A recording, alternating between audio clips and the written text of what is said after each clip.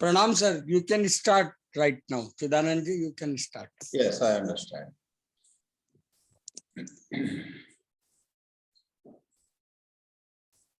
Namaste and good evening.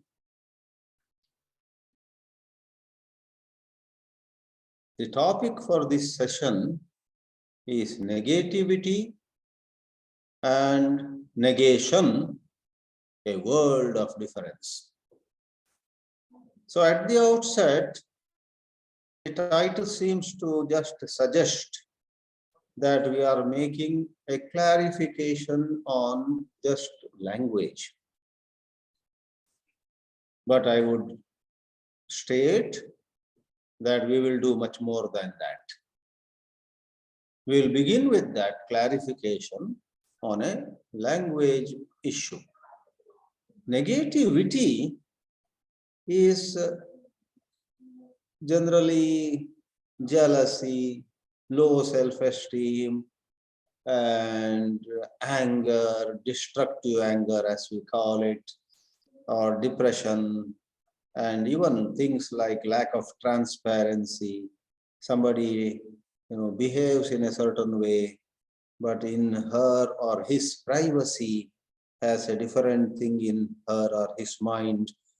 So sometimes we say such and such person has a lot of negativities about her, or sometimes a person himself admits, sorry, I have my negativities, can't help it, and so on. So that's one issue. But in the teaching which you and I are striving to understand, the word negation is used in a very different sense. It is negation of the false, negation of whatever is a mere fancy, negation of thought, negation of time, negation of the self. Negativity is a word in popular psychology referring to the contradictions and undesirable aspects of human psychology. Negation is an advanced matter. Most people may not know what this negation is all about. In the Upanishadic tradition, Rishi Yajnavalkya says to his wife Maitreyi, the highest truth can be known, neti neti, na iti, na iti. That is the Upanishadic revelation on the place of negation, which is the advanced exercise of intelligence. In the traditional context, while tons and tons of conceptual knowledge are given a certain place, they are decisively declared as not the way to freedom. Freedom does not come about by becoming a scholar. Knowledge, as we use in the literature here in Krishnaji's teachings, knowledge, the accumulative knowledge, the collection of concepts and definitions and information and what is drawn from memory, etc. All that is called knowledge. Knowledge cannot set us free. What sets us free is a certain seeing, and in the seeing of the false, as the false, there is negation of the false. Interestingly, negation is given the highest importance, for it is very clearly stated that the ultimate truth, the truth that sets you free, can never be put in a positive language. You can't say this is the truth, that is the truth. When you say this is the truth, you are putting a boundary. You are bringing it within the perception or within the ambit of thought, of language, of verbalization, of conceptualization. You cannot bring this liberating truth within the boundaries of conceptualization, then does it mean we can never come upon truth? Does it mean that truth is denied to us for all time? Does it mean that we better forget, coming to know the truth? No way. Truth is in a sense known, but not through the usual exercise where the mind visualizes what truth is. You cannot visualize the truth, but you can definitely see the false. So this we shall take up now in more detail. I hope there is no need at all to dwell on what a negativity is. Negativity is all kinds of psychological hang-ups that people have, though they are universally present, and even you and I in this gathering, I don't think can claim to have no negativity in us.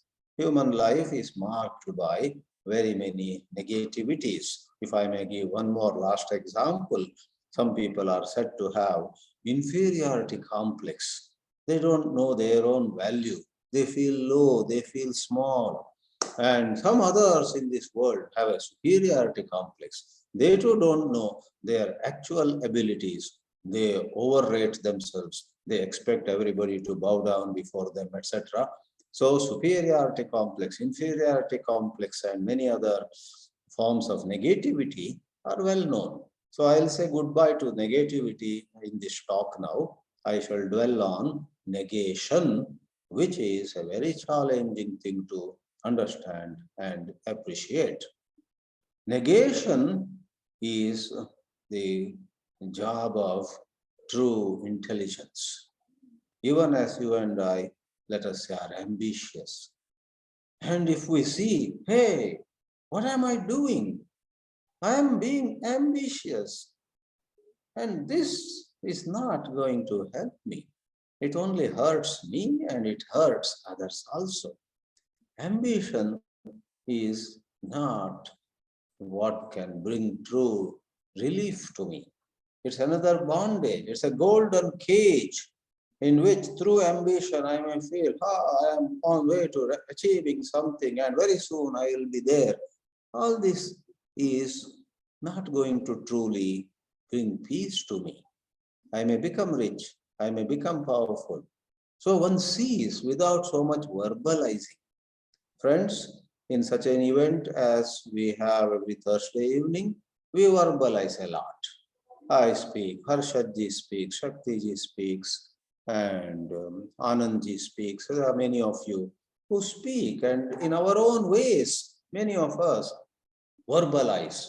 We give expression to something that we are able to see in words. But the wonderful exercise of negation hardly involves any verbalization. At the most, verbalization could be some kind of warm-up. Then there is the actual operation of the intelligence. In silence, we see what fool I am to have this lust, to have this greed. What a fool I am to be revengeful. What a fool I am to think I can set this world right. What gives me that authority?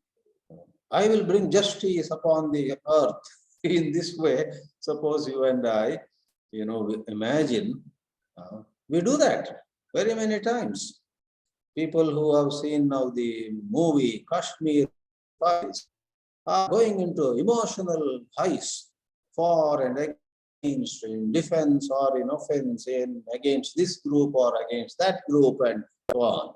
I haven't seen the movie, but I see so many reactions on the WhatsApp and other media. So the self becomes very operational in us. Suddenly we think that we are, big heroes, superheroes. And next moment, we may find it so difficult to even lift a blade of grass. Our own sense of who we are, what our role is in life, etc., goes through a wide spectrum of being Superman to helpless, hapless little specks of dust on this earth. But negation is a beautiful exercise where we do not take anything that thought proposes, anything that our memories suggest, anything that our conditionings and our ideas of belonging somewhere, raise, thoughts, memories raise. They erect something, like you erect a board outside your house. This house is for sale. You put a board. I'm using the word erect in that sense. Thought erects a certain position for ourselves, for what we need to do. And of course, thought is busy labeling people also. Oh, he is a weakling. Oh, this is a small creature. That is, and so on, that person is a disorderly fellow. And some other time, wow, this is the role model for me. Rest of my life will be fashioned as per his examples. Ha ha, we go. We don't do that. Hoofs, the whole world is going after various images.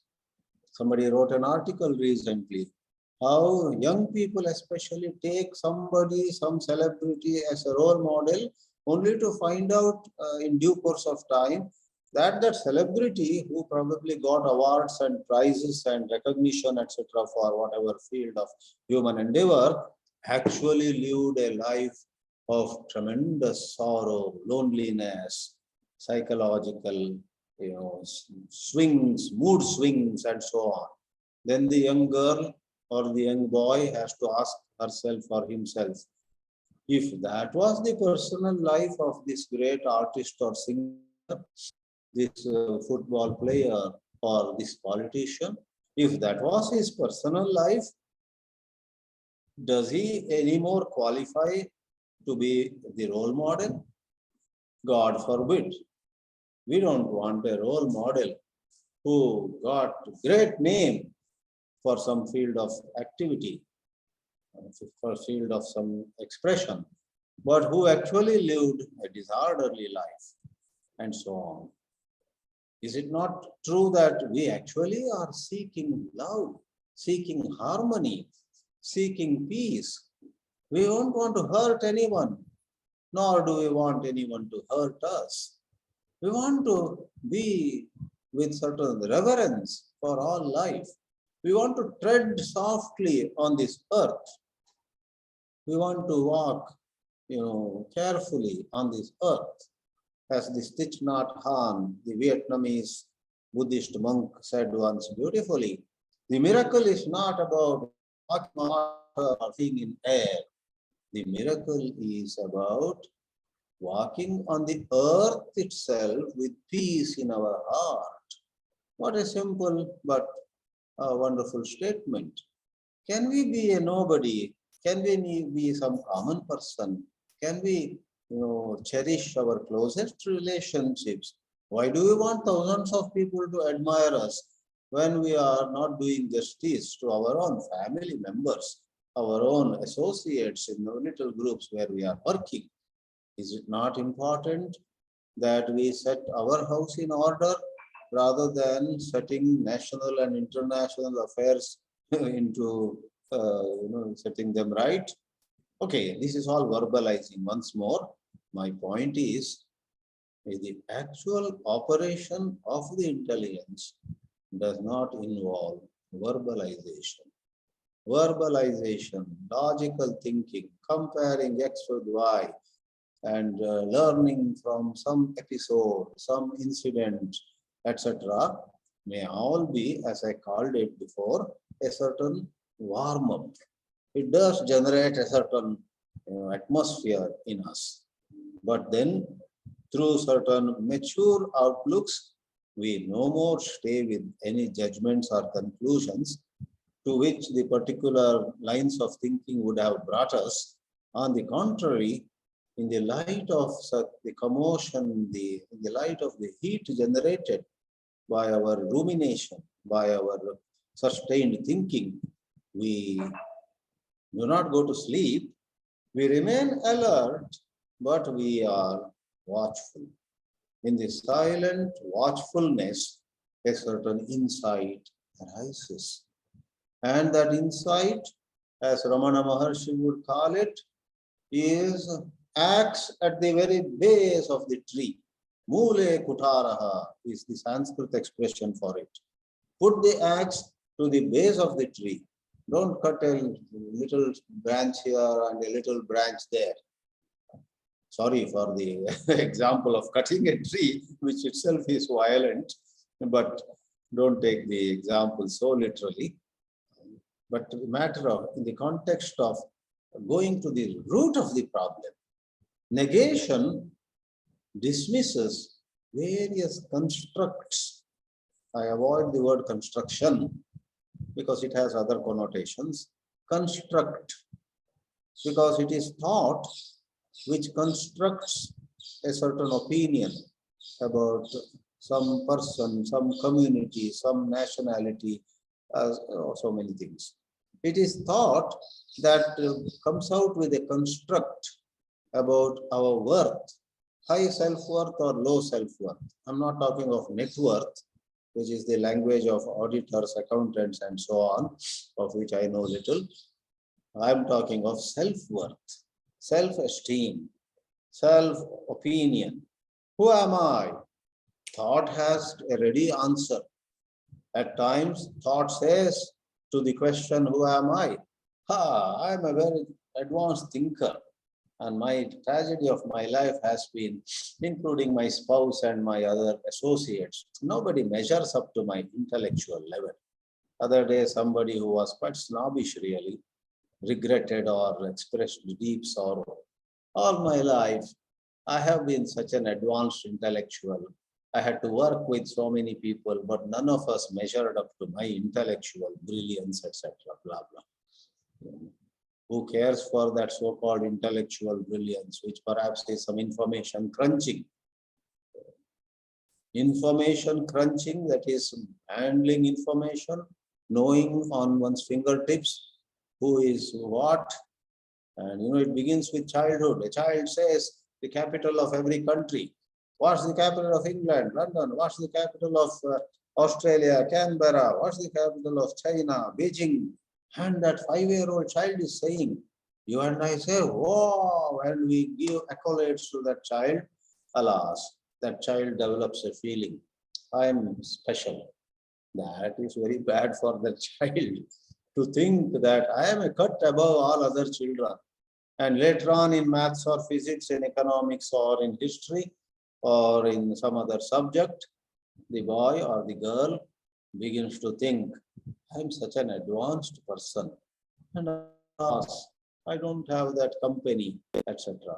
Oh dear, no matter how good you are in any subject, don't forget that you are a human being. And you must be at peace with any human being if only you negate. See, negation comes there. If only you negate this label, I'm an intellectual person and I want my wife to be intellectual or my husband to be intellectual. I want my friends to be intellectual and so on. Many times these people, if they really get a wife or husband or an associate who is truly intellectual, cannot stand that other intellectual. They are intolerant also. So you have an intellectual company, you have one problem. You don't have an intellectual company, you have another problem. Negation is the awakening of intelligence, where you notice that differences on intellectual level are not to be made into a problem. If 5 fingers are not alike, it is not a problem at all. On the contrary, the differences between the 5 fingers, no 2 fingers are alike in the same hand, are wonderful. Thanks to the 5 fingers being dissimilar, we are able to make a number of exercises with the hands. So to see differences and to come down on the self that arises in our thought domain, either saying we are superior and somebody else is inferior, or the other way around, would be a form of negation. Truth cannot be positively approached. Truth is evident when we see false or illusory constructs in our thought domain.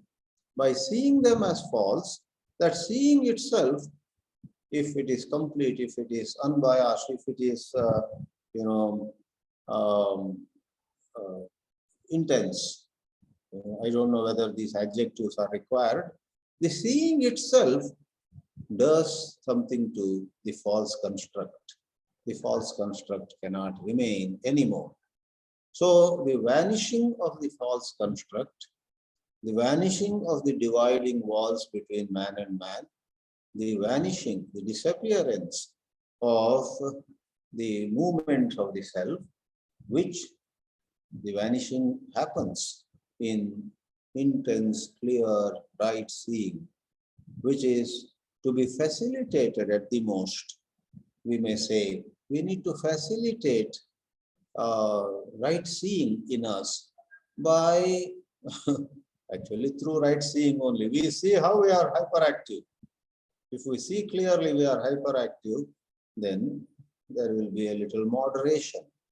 Or if we see clearly how inactive, lazy, laid back we have been, or we are, how we just have become armchair philosophers, as an expression goes.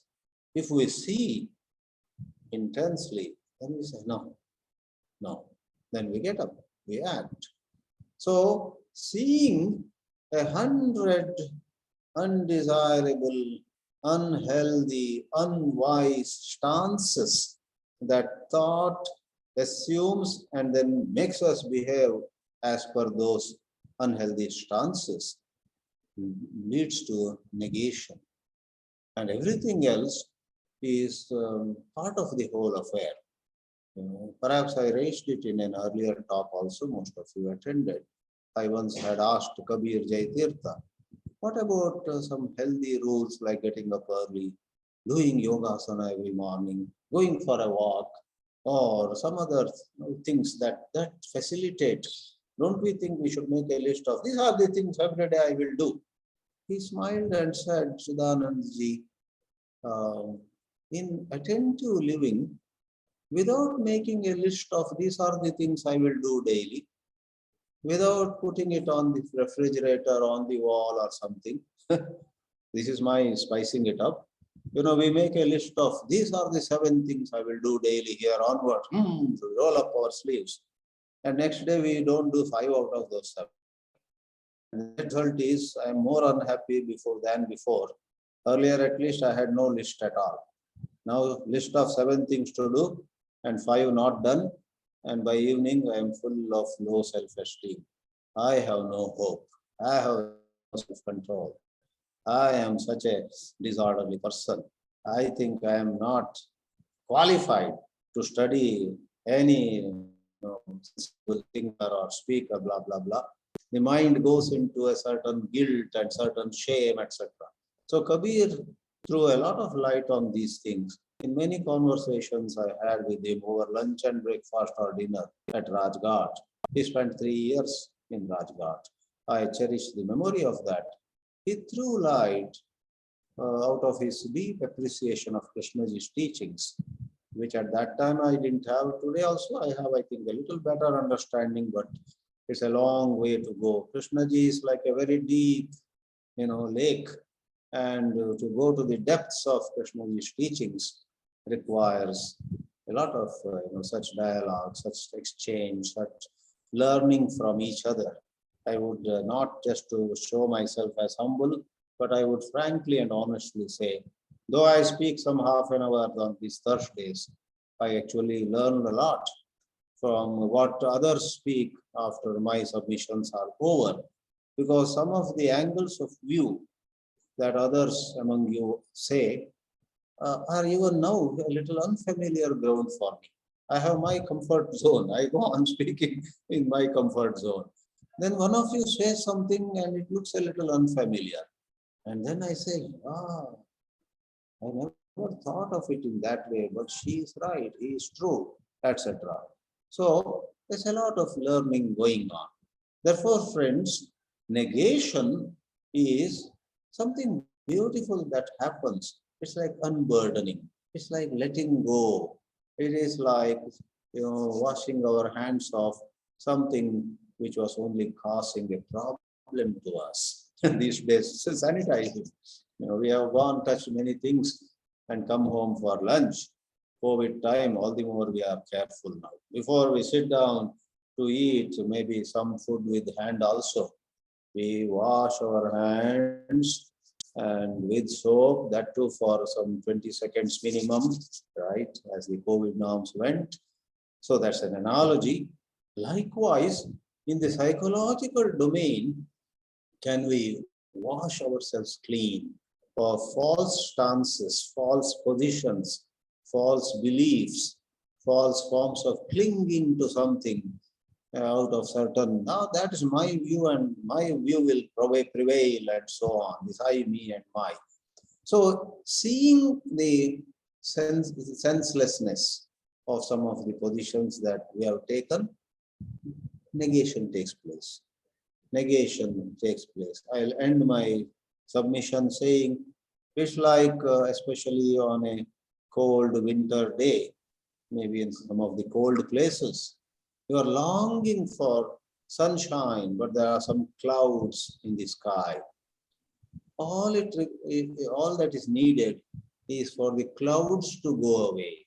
Then the sun is very much available.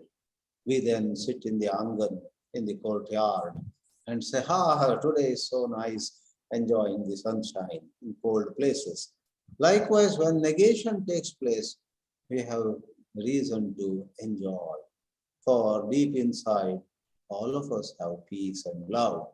These false, egoistic or self-oriented positions mar that peace, destroy that happiness in us, I would say. Thank you for your patient hearing. I would like to hear from others now on this same topic. Thank you. Thank you very much, Chidanandji. Harshad sir, would you like to say something? Parik sir? Yeah, yes. Are you able to hear? Yeah, definitely. Okay. Thank you, Swamiji.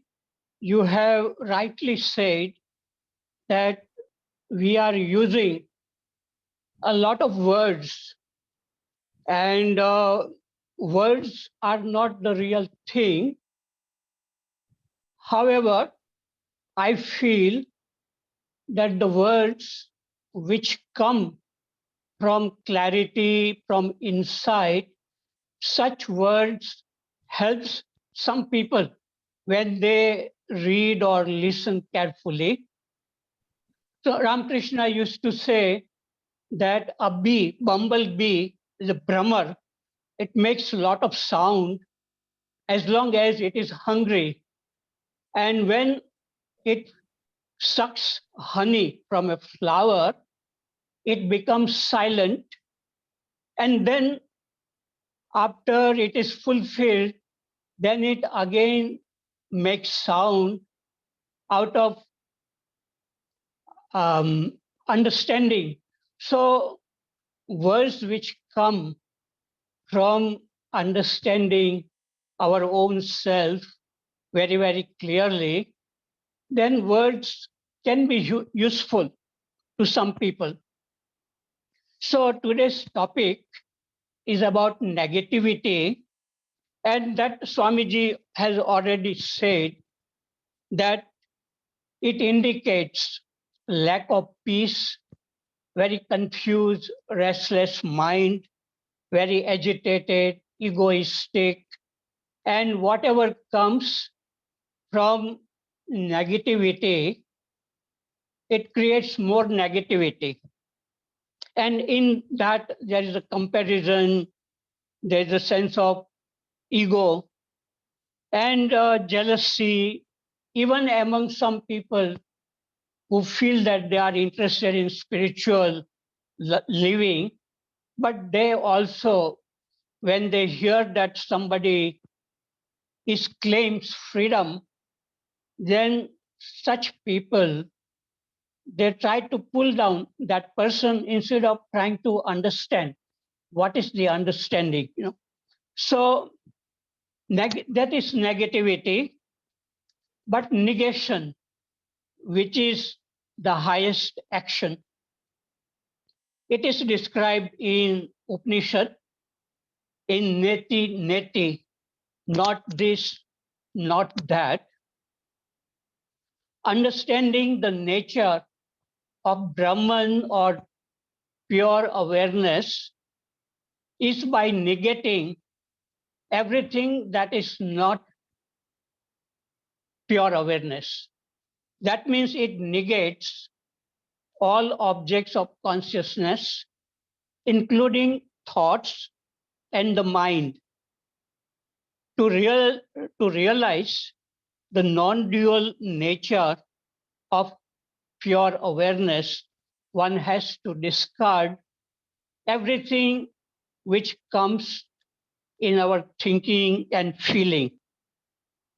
And Shankaracharya had written a beautiful Nirvana Shatakam, in which he says, I am not the mind, I am not body and senses, I have no pleasure or pain, I need no mantra, no pilgrimage, no rituals.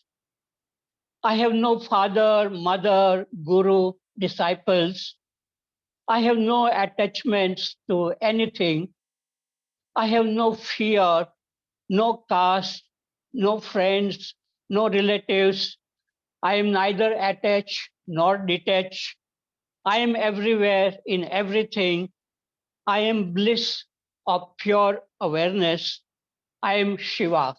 So finally, negating everything which is false, which is not true, which is a construction from thinking, then that pure awareness remains. And in that awareness, we can see everything as they are. So even in that pure awareness, if we see the anger is arising within us for comparison or competition, that awareness shows everything, what is coming, and when it sees, that becomes the action. So in Krishnamurti world, perception is the action. And so seeing clearly everything, that requires freedom. And Krishnamurti is speaking from such a state of freedom.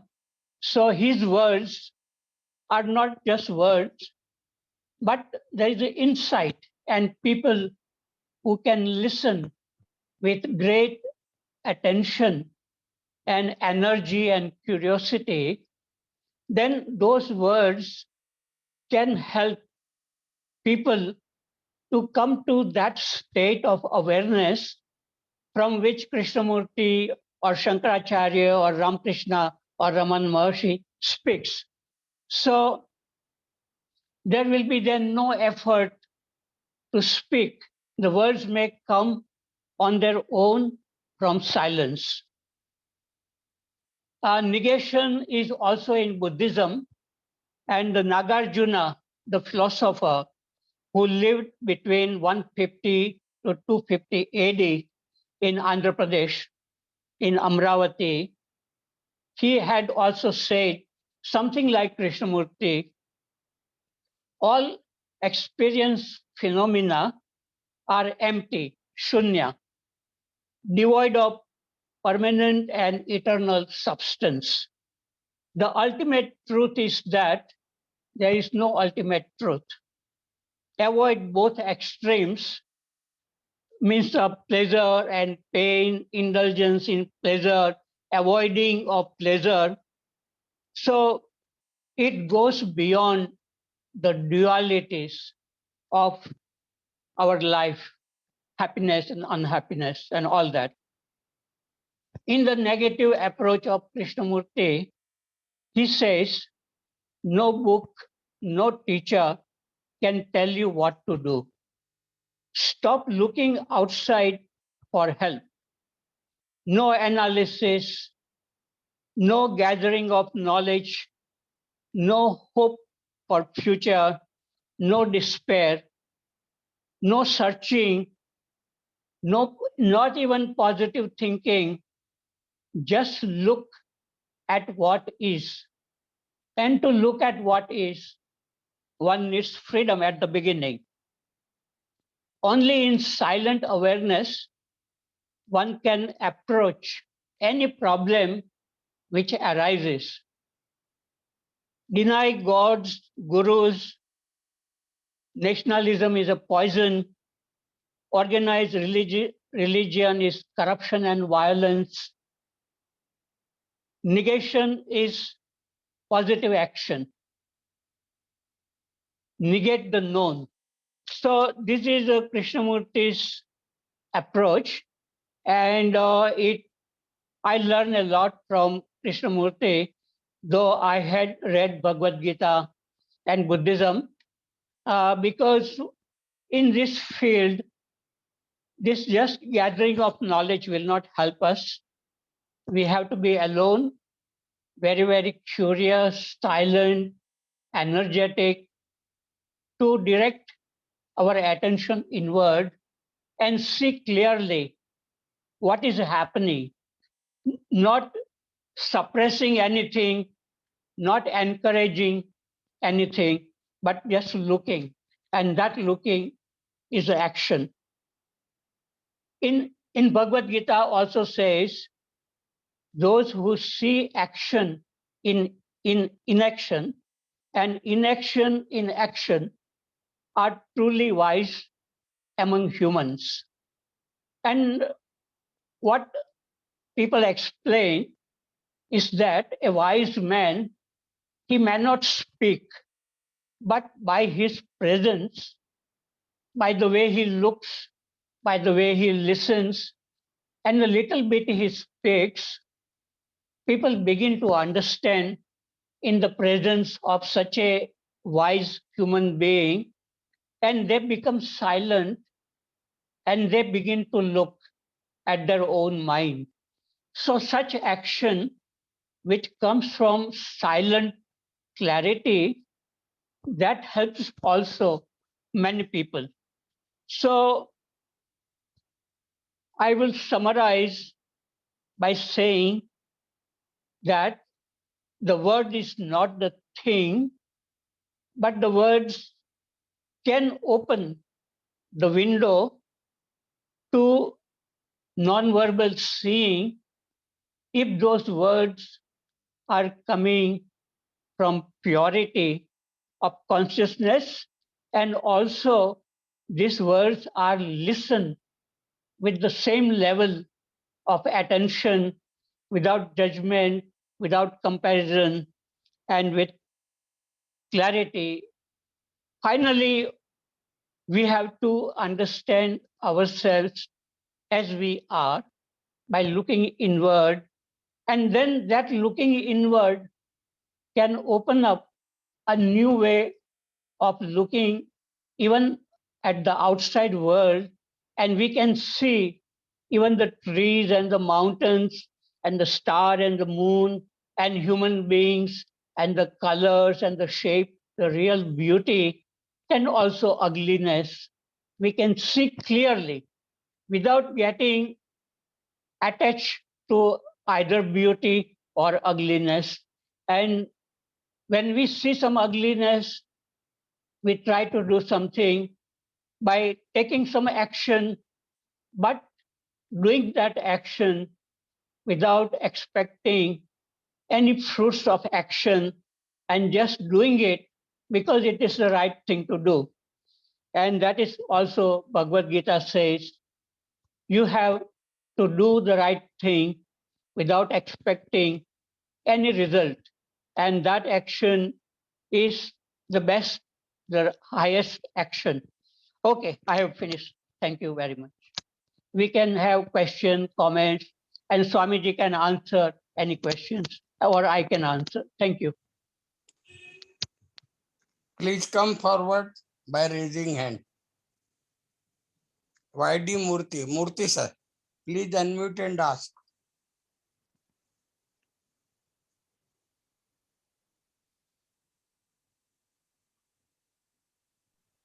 Yes, Good Murthy ji. evening to all.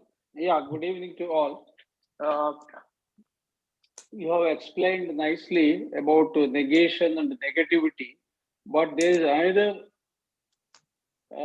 point here. What is negative action? Sorry, negative thinking. Krishnaji always talked of negative thinking, and he said negative thinking is the highest form of thinking.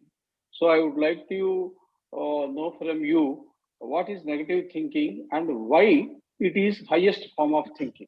Thank you. Swamiji, would you like to say? I think you will be a better position to answer this. Okay. This word negative thinking, but also Krishnaji says thinking cannot solve our problems because thinking creates many problems when there is no pure awareness. So this word negative thinking, it means negation only. It means that not to rely on thinking, but looking with awareness exactly whatever is unfolding in our mind. And that requires a freedom to see. So I would say this word negative thinking, it may lead us to feel that it is a kind of thinking, but the way I look at it is looking without thinking. And in that there may be negative as well as positive thinking may be there, but looking is more important than either negative or positive thinking. Okay, I've finished. Chidanandji, would you Yeah, like to say something more? yeah. Having heard what Harshad ji said, I would Yeah. also endorse the same view. Yeah. I would add the remark that a lot of people without exposure to the teachings of Krishnamurti use the word negative thinking as something bad. Negative thinking is when you expect somebody to be positive, enthusiastic, and coming forward, etc. But that person says, "No, I can't do this. Let somebody else do." Such things they refer to as negative thinking. So we should regard that as a lay usage. But in the precious body of the teachings of Krishnamurti, negative thinking, as the questioner also expressed it, is the highest form of thinking, or which is really highest seeing. So, but it's called negative thinking because it is an outlook, it is a seeing where the uh, selfish positions are negated. I'll give you an example, something that many of you have heard, and I myself was very touched by this. Krishnaji himself shared one little story. There was some wise person who came for a lecture, and probably Krishnamurti also did that once. But the form of a story, it is like this. A wise person came and sat and was about to deliver a sermon or a lecture. That is when a certain bird sat on a branch of tree and sang for some time. And the wise person did not start his morning discourse at all. And all were waiting for the wise person to begin his discourse. The bird sang for some 10 minutes and then flew off. Now, people who are attached to talking, because they have become mechanical, the wise person has to give a lecture and we will listen to it, then we will rush and attend to other work. They had conceptualized it. But the wise person, after 10 minutes, sat quietly for another 2 minutes and then said, "This morning's discourse is over," and he walked away. I would call this negative and the highest form of intelligence, because the wise person was not attached to that ritual of talking. I have to give 50 minutes of lecture. You and I get attached to the ritual. You know, once somebody was doing a PhD in Banaras Hindu University, a young lady. She used to come to me sometimes for insights. She was doing PhD on J. Krishnamurti and she got it also, I tell you. But during her PhD work, one day she said to me, Chidanandji, just give me 1 hour and tell me what this whole business of attention is. I said, okay, afternoon, 4 o'clock, you meet me. And now I'll tell you, you will laugh or you will cry. She said to me at 4 o'clock, please tell me in this 1 hour enough material, because I have to fill at least 15 pages. I have to fill 15 pages with some material on attention. You see what happens to us? It is to fill pages. It is to fill that 1 hour given. It becomes a ritual. So to complete that reference, in that operation of intelligence, in that wise man, in that story, he was not attached to deliver a lecture. So he said, it is fine, and he walked away. So there are many instances in the actual conduct of J. Krishnamurti also, where people saw there was no attachment to a set pattern. It was not that he wanted to deliver a lecture, wanted to crack a joke and see people laughing. You and I sometimes have an attachment to play some role and make everything into an entertainment. And Krishnaji, on the contrary, would caution all of us, right, in his lecture. He would say, this is not entertainment, please, and so on. So very seriously, and so true, because we tend to make religion also, spirituality also into a tamasha, as they call it in Hindi. So negative thinking is again an outlook, a seeing where negation takes place of the false. Thank you. Thank you. Dinesh Waghmare, please unmute and say. Are you able to listen to me, sir? Yeah, everybody Yes, is able to yes. listen. Sir, I wanted to know in what reference Krishnamurti has used the words illusion and false. Because in tradition, there is nothing like illusion and they don't call it illusion. Because naiti naiti means this is not so, this is not so, at movement from the grosser to subtler dimension. So they don't call it as a false. So what is the illusion? They don't call it illusion.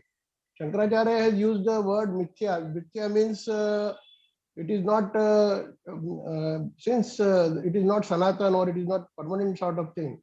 It is a time-bound thing. That's why he used that word mithya. So in what reference exactly this word illusion and false has been used by J. Krishnamurti? Both Swamiji as well as Harshad sir. Again, I request Harshadji to Okay. Okay. Illusion is something which is not true. Like when you are watching a film and you get so much involved in the story while watching, and you may cry or laugh, but it is not the real thing. It is illusion. And similarly, in our own life, when somebody dies and we cry because we were attached to that person, not because we have really understanding that nobody lives forever. So if you have no attachment, then there is neither detachment but the real love, and then there is no sorrow even when somebody dies. Even Krishnaji cried for many days after his brother Nityanand died, because Krishnaji had the idea that Nitya his brother will not die because he believed in the masters and the plan of Theosophical Society. And when Nitya died, Krishnaji cried, but he watched himself for 10 days, the sorrow coming, and he stayed with that without trying to take help of some concept that Nitya is still alive or something like that. So when we stay with what is actually happening and not escape from it, then that in that what is, there is no illusion. So when I am afraid and I can see that yes, fear is arising or anger is arising, and in that seeing there is no illusion. But when that seeing is not there, then the fear and these illusions will create many, many complications in our relationship with the world. And that is what is called Maya or illusion. When we don't understand, when we have no clarity, then we get caught up into something which is false. And we cry and cry out of self-pity because there is a strong sense of self, and that because of that self, there are attachments to power, position, money, and everything. So that is what illusion or Maya is, when we don't see everything. Sir, kindly unmute yourself. Right. You got more. Yeah. Yeah. Okay. Are you able to Yes. get it? Okay. I We have are said able enough. to listen. Yeah. Okay. Because somebody was trying to call me. Okay. Thank you. Yes, Thank you. Swamiji, you can. So, Swami, my question. please Waghmare, let people speak, please. I have only 2 sentences to say. Yes. And a then lot- Pradeep Verma. A lot of things look very real, and then we wake up and see that it was because of particular conditionings, particular sense of belonging to this or that community, this or that professional group, whatever, belonging to this family or that family. We carry a sense of belonging. Then the world appears to be something that is illusion. When we could free ourselves of all those ideas about who we are, there is perception of the truth. Therefore, Krishnaji always emphasized letting go of any sense of belonging anywhere, which generally we find very difficult. We read about nationalism, we read about so many things, and the sense of we are Indians, gets intertwined with many other things. It has roots, it has deep roots in many other psychological phenomena, I guess. So my simple addition to what Harshad said, not adding really, but endorsing, is something that is seen through a conditioning is illusion. Something that is seen without the screen of, without the filter of conditioning is truth. Thank you, Chidanandji. Pradeep Pradeep, Verma ji, Pradeep, please come forward. You are first time asking, not after lecture. So early, so early. yeah, so early, yeah, definitely. Thank you very much. Yeah. See, today's topic and discourse, negativity and negation, shows clearly the power of words that lead to discussions. Power of words. Because I see what I know little, that Sansar works in duality. Sansar, which is whole, works in duality. Energy moves with polarities. Chidanandji knows it very well. Although the scientists may not know exactly what energy is. Whether negation happens or some entity does it, to me, it appears that no one does it. It happens through vision. Now, my simple questions are whether negativity is part of the whole, whether negativity is part of the whole. Neti is important for those people who are inquiring about Brahman or that Brahman, the great thing, not samsara. What is that? Then it is not this, it is not that, it is neither body, not this, and so all sorts of things have been negated philosophically about Brahman, or scientists may say energy, right? So whether we are looking for truth per se or truth of something. So that is another question, some phenomenon, something, whether the word negation, whether the word negation helps in any way, another. So you see how we pick up certain words seemingly opposite or seemingly different, and we start a verbiage of words, long discussions. Ultimately, we may have stories, anecdotes, all sorts of things, quoting Raman Maharshi, Ramakrishna, this thing and this thing. Ultimately, this whole thing, we have to take into view a common human being living in this samsara, right? He is not looking for a Brahman. What is Brahma or Brahman? Brahma Vidya is not at all for him. Most 99.9%, I will say, they don't have these questions. Jiska answer in Upanishad, it is Neti. So these are the basic questions that come to my mind because I don't know any one of these things myself. Thank you very much. If you can Thank you. say something about it, Both of the speaker will reply, please. please. Thank you. Thank you. Okay. Swamiji, would you like to? You are the opening batsman. Okay. Always he passes on. Beautifully. Yeah. Yes. Pradeep ji, you said about the power of words.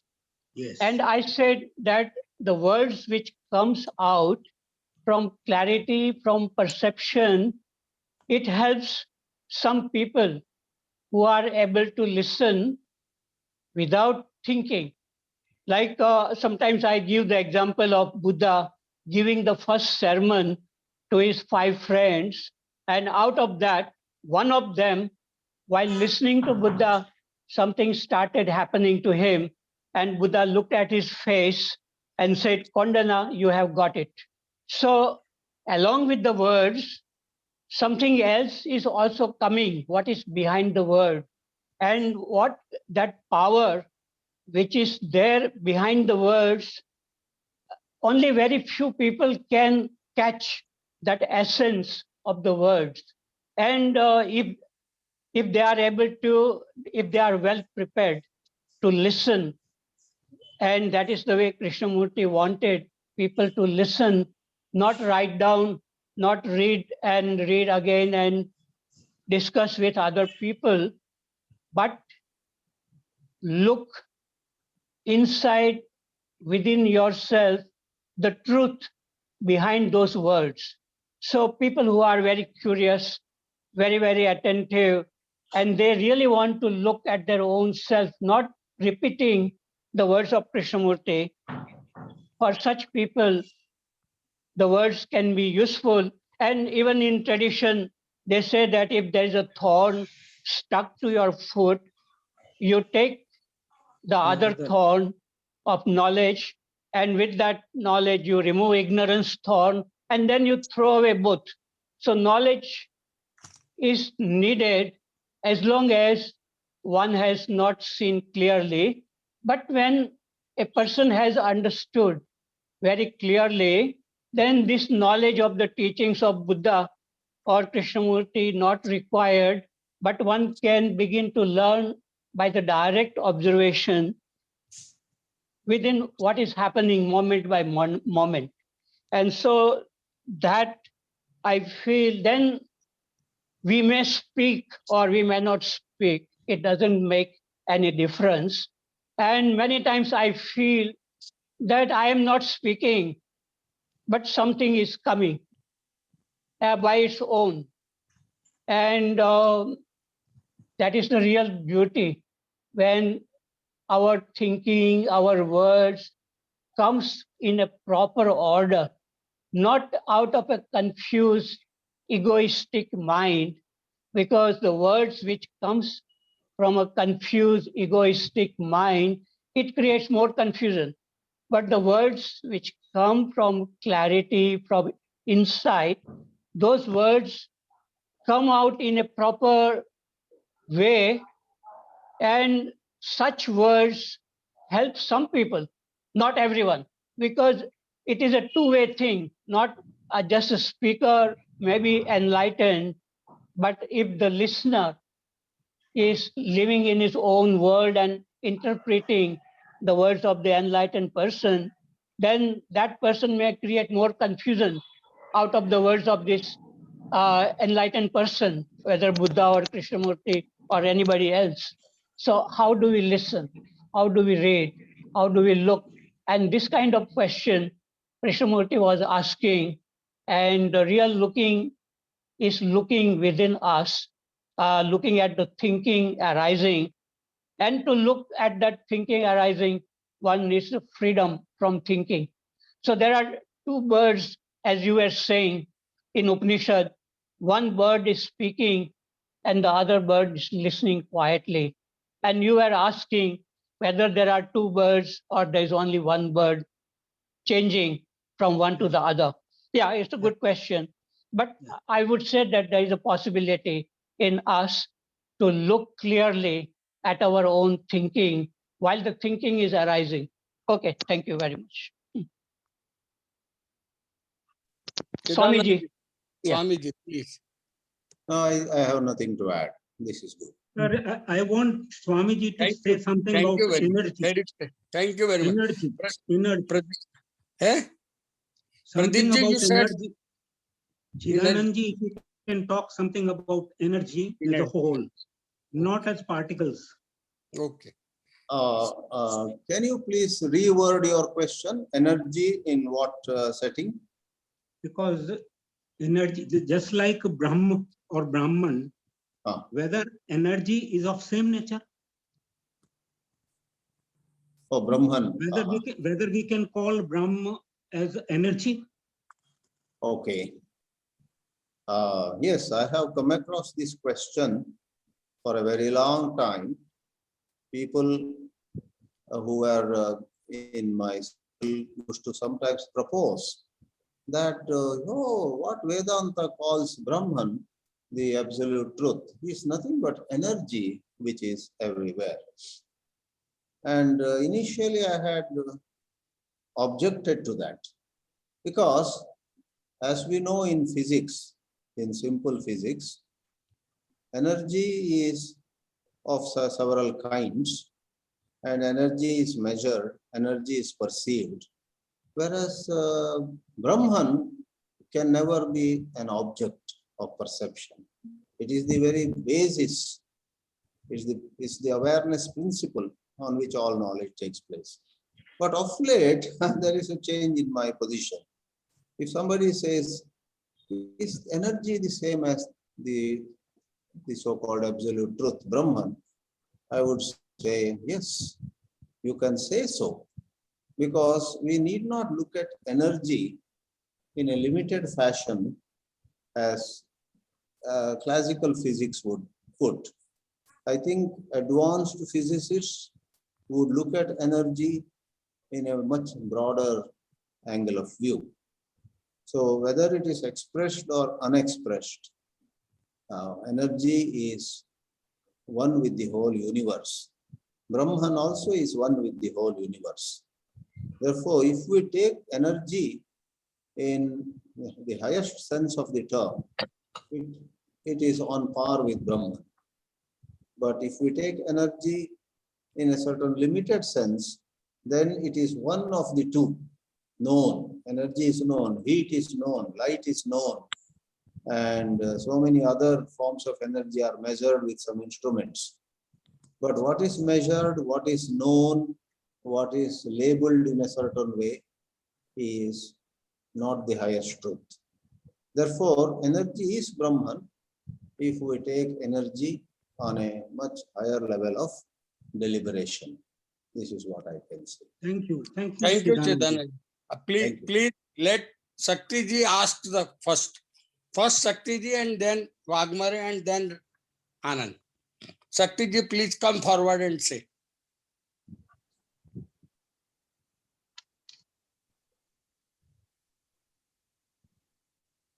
Please unmute and say. Yeah. You know, sir, I request you because it doesn't look good here. Sir, That I am here to decide it. Anandji has here to raised the decide. hand, and you know this. I am here to decide it. Who Okay, is sir. going to speak first? So please respect me too also. Okay, Respect me. sir.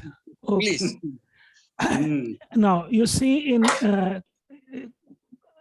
pre-corona, in dialogues, there has been a tradition in Krishnamurti dialogues to ask a question to someone. Is are you telling a theory or is it your experience? This has been so about this thing.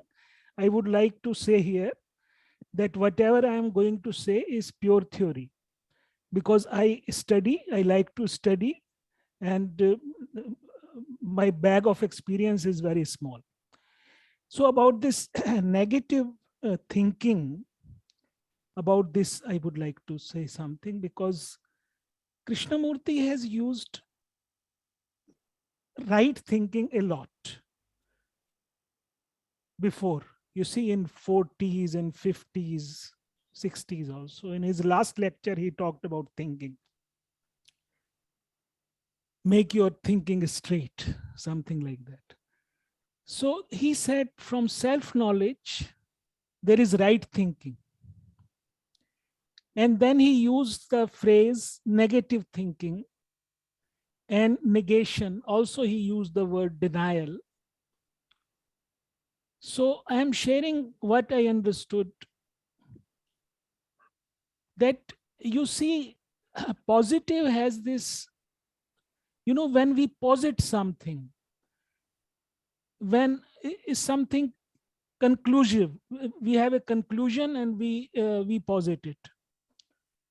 And then which is not a conclusion, that is one aspect of the negative thinking or denial. Another thing, that thinking is mostly it comes out of memory, which comes out of experience. We have all read Krishnamurti.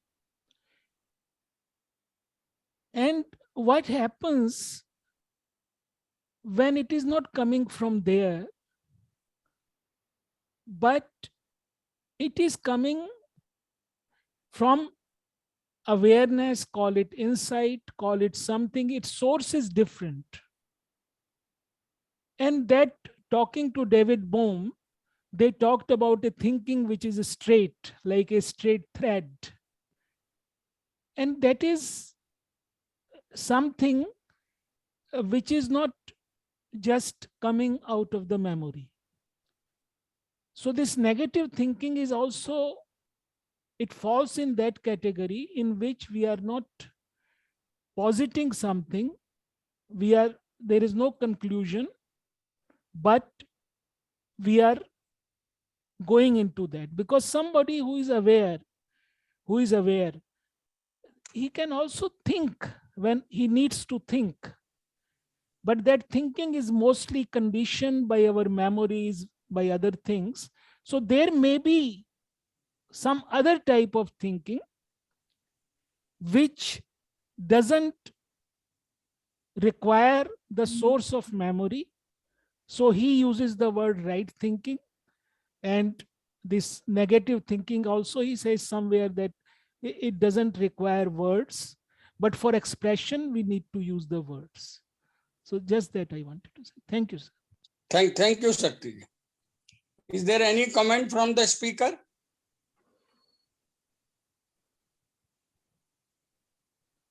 We appreciate inputs of Shakti ji. We very much appreciate and go with those views. I'm not turning my camera on because I'm sitting in darkness. Power has failed here. If I can put the camera on also, we will not. But energy is there, isn't it? In all the senses. Waghmare, please.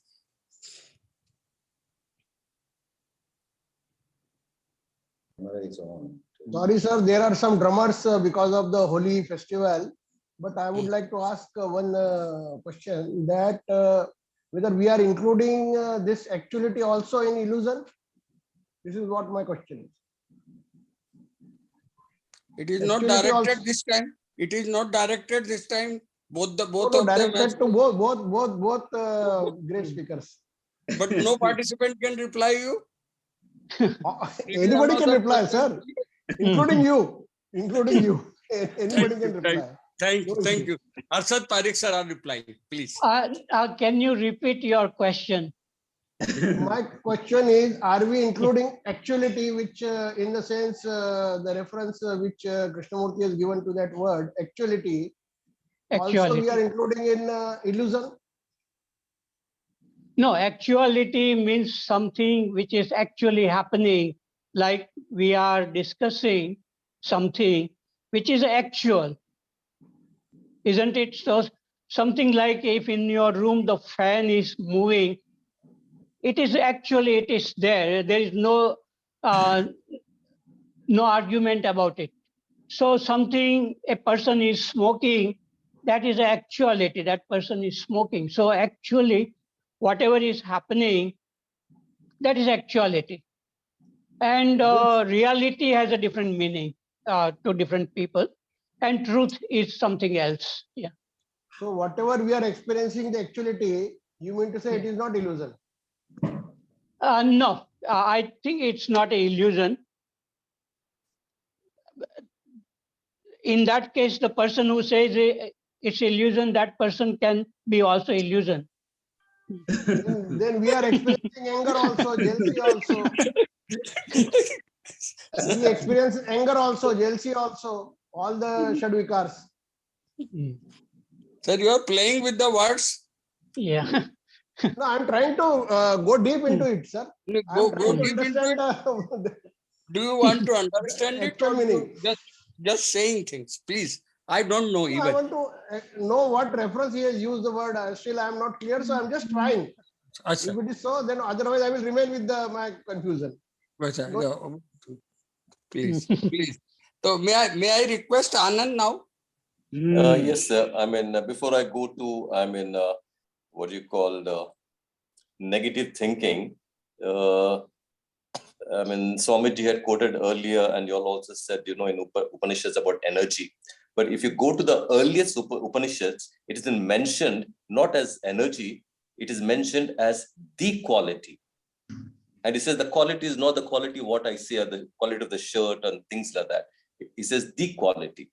That is one. And then, the actuality, when the question has been put, I see an accident has taken place. All right. I mean, there's so many people have seen, 10 people have seen that accident.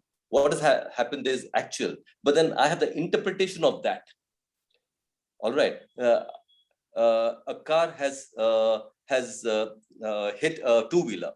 And I also drive a two-wheeler. Immediately, I justify the two-wheeler person is right and the car person is wrong. So the interpretation takes place. You see, what has happened actually is there. But then look at my interpretations of that based on my conditioning, my likes and dislikes, my biases and prejudices. That is very essential. That is the actual which has taken place. Immediately, there's an interpretation of it. Can I observe that is a question. Now, coming to the negative thinking, I need to understand that I'm conditioned to positive thinking. I have formed a pattern and I like to follow that pattern. It gives me a lot of pleasure and it gives me also pain. When there is a pain, I avoid that. I don't want to look at it. I say I have to be more positive. There's something happens in my life. I keep repeating, I should be very positive. Don't think about negative things or what has happened, a negative thing that has taken place. So my conditioning is so strong. So when somebody is talking about negative thinking, how do I understand that negative thinking, happens when I'm sensitive. When I'm sensitive to something which I see, which I like, which gives me pleasure, and something which does not give me pleasure, which is not, which is ugly. So my conditioning is to continue with my pleasure, the pleasurable activities. There's a positive thinking. So negative thinking, one has to understand, one has to be sensitive. It's only when I'm sensitive, when I see something bad which has taken place, when some animal being killed, there's a lot of unhappiness. Instead of not unhappiness, I would say I'm discontent. There's a discontent. I don't like it. The discontentment arises in me when I see something which is bad. Now, my conditioning is to move away from it. My conditioning is to find something which does not give me pain. I want pleasure. That's my conditioning. That's a pattern I follow. So can I understand that that discontentment is very essential in knowing what in understanding things as they are. So out of that discontentment, there is a possibility of you seeing things or having clarity, I would say. Most of us, we don't want any of these things. We move away from it because the conditioning is so strong. So negative thinking, I don't even look at it, and I don't understand. Positive thinking is very destructive, which is in fact causing a lot of problems. But then again, I move away from it. I don't remain with it. So it's only when I remain with it, when I'm sensitive, when I remain with it, it's only there's a possibility of seeing things as they are. And when there is a clarity or perception, I would say perception action. I don't say I act or he act, perception action. That's about it, sir.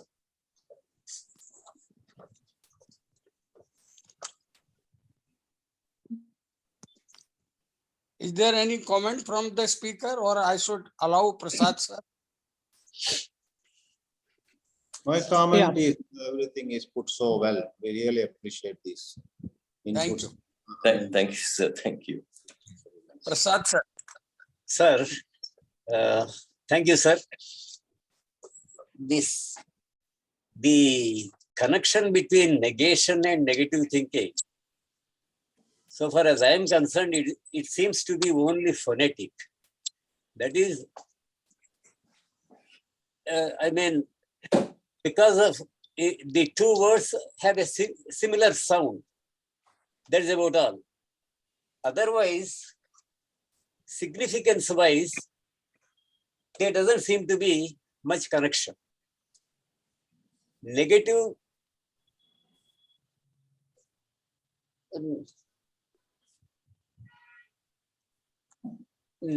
thinking is not to see the positive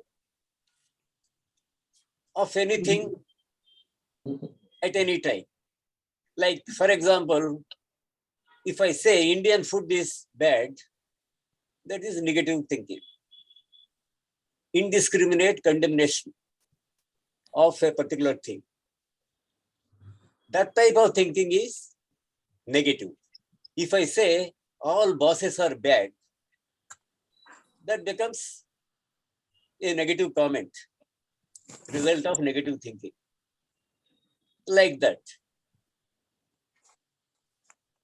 I can say, I don't like to wear colored shirts. It is a little negative. Negation, as Swamiji has said, and Harshadji also has said, it is seeing the false and then negating it. For example, somebody has given I think Pradeep has given, I think, the example of Krishnaji himself. He believed in masters. He believed that his brother would not die. When he died, then he negated all the masters. That entire theology, that process, he negated it. We do not see the falsity of so many things. So we cling to those ideas. We do not negate them. For example, I want to be a patriot. It is a wonderful thing, socially accepted. I like it. I get respect also by calling myself a patriot. If I see that my patriotism is creating my nationalism, it is resulting in the